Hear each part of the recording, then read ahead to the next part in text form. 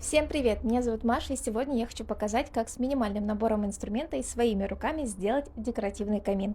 Такой камин не только поднимет новогоднее настроение, но и станет украшением интерьера в течение всего года. Не будем тянуть, поехали!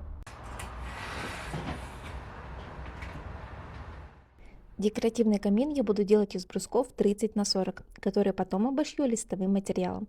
Сначала делаю разметку на брусках и после распиливаю на детали. В данном случае легко справится электролобзик.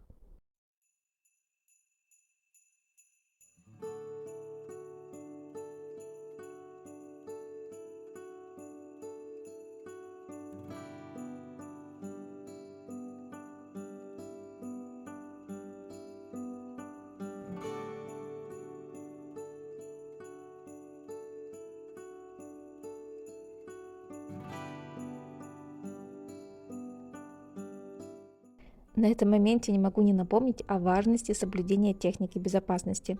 Так как делаю я, лучше не делать. И попросить помощи другого человека, который придержит брусок. Про себя могу лишь сказать, что не первый раз держу в руках инструмент и ситуацию контролирую.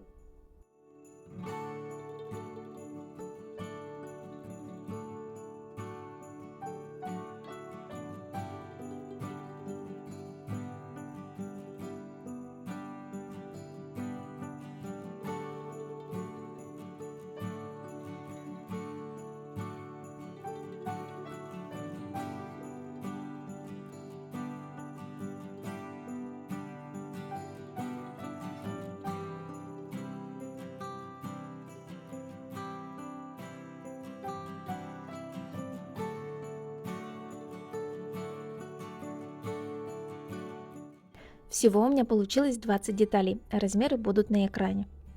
Можно переходить к сборке. Для начала буду собирать боковые стойки, которые станут основой камина. Для этого самые длинные и самые короткие детали скрепляю, как показано на видео. Для сборки я использую саморезы и столярный ПВА. Сначала делаю отверстие тонким сверлом, затем промазываю клеем, а после стягиваю на саморезы.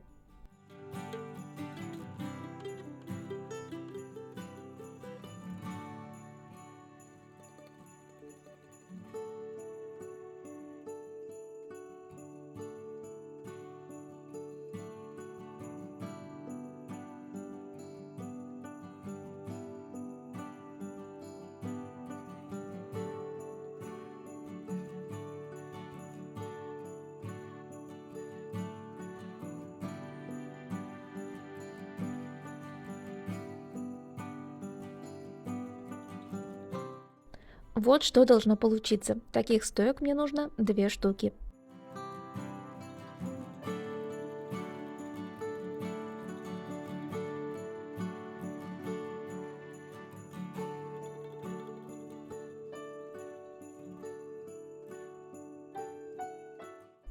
Аналогичным образом собираю еще 2 боковые стойки с той лишь разницей, что одна короткая деталь у меня будет располагаться не с краю, а с отступом в 20 сантиметров от края.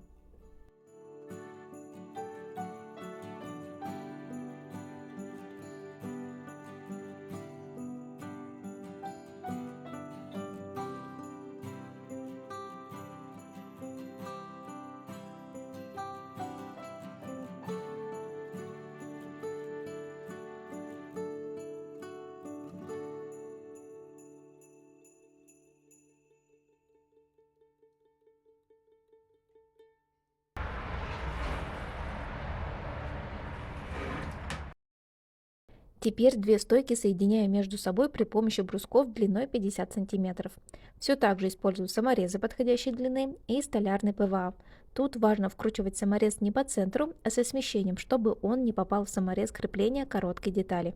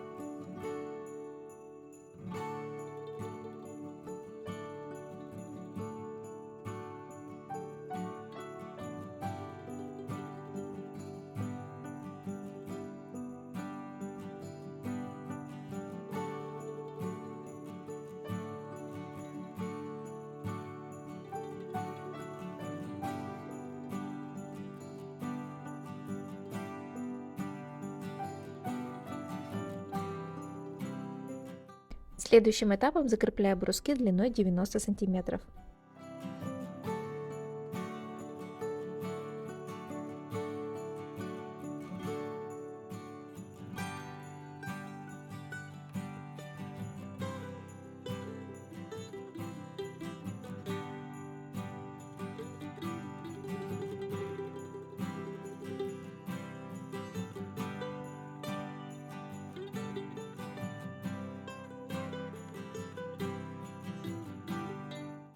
К этой конструкции прикрепляю две оставшиеся боковые стойки.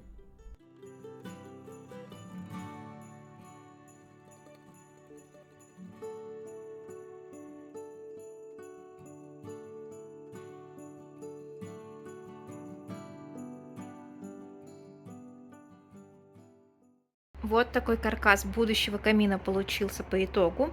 Следующим этапом из ДВП буду выпиливать детали, которыми я обошью этот каркас, чтобы все было красиво. Свой декоративный камин я решила сделать полым внутри, чтобы конструкция не была слишком тяжелой, но при этом оставалась прочной. Лицевую и боковые части я закрою ДВП. Для этого при помощи лобзика выпиливаю необходимое количество деталей.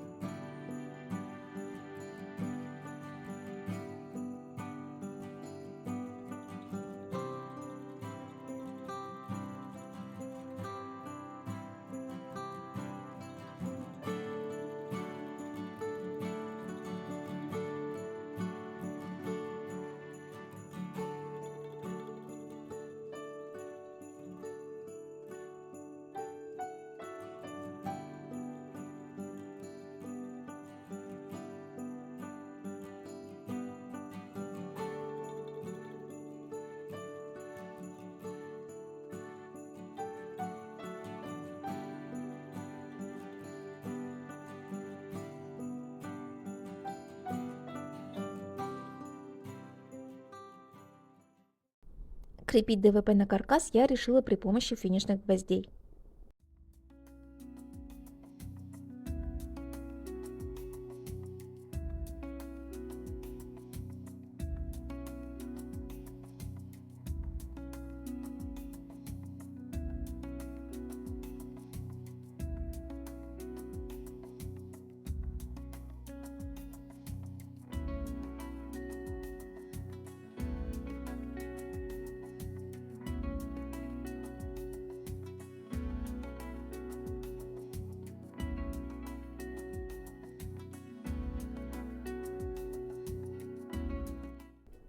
Прежде чем продолжить крепить ДВП, я прохожусь шлифмашинкой, снимая лишнее, так как, конечно, детали у меня не идеально совпадают с каркасом.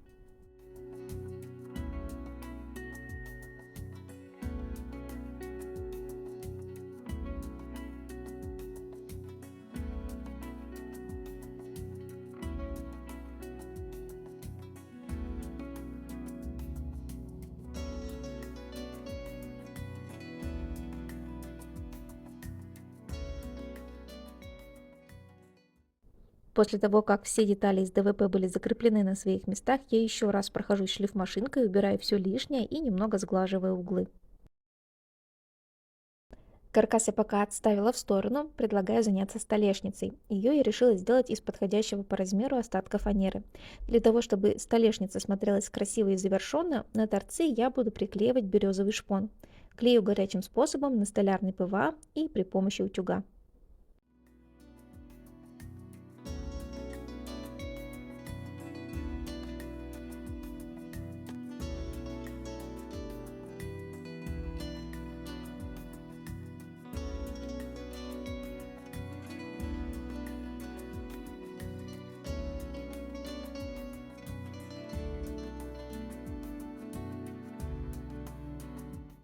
Излишки шпона подрезаю острым ножом и вручную зашлифовываю наждачкой с мелким зерном.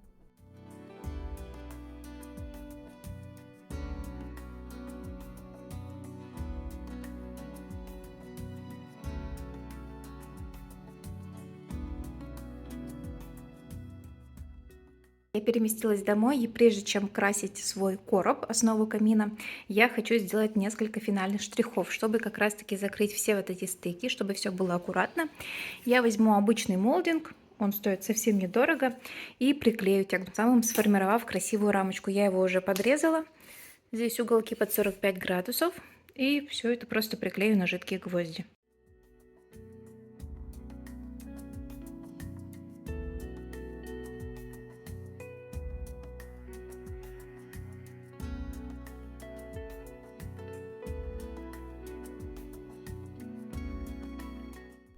Чтобы после окрашивания в местах примыкания молдинга не появились некрасивые трещины, все стыки я заполнила акриловым герметиком.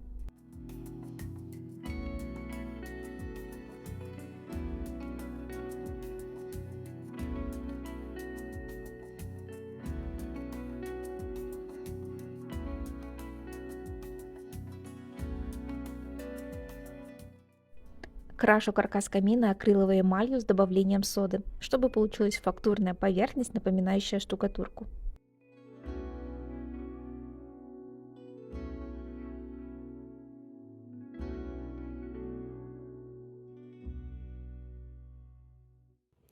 Основа камина покрашена, можно закреплять столешницу. Я для этого внутри прикрутила по небольшому уголку с этой и с другой стороны. Сейчас положу сверху столешницу и изнутри, с задней стороны все это прикручу, будет надежно держаться.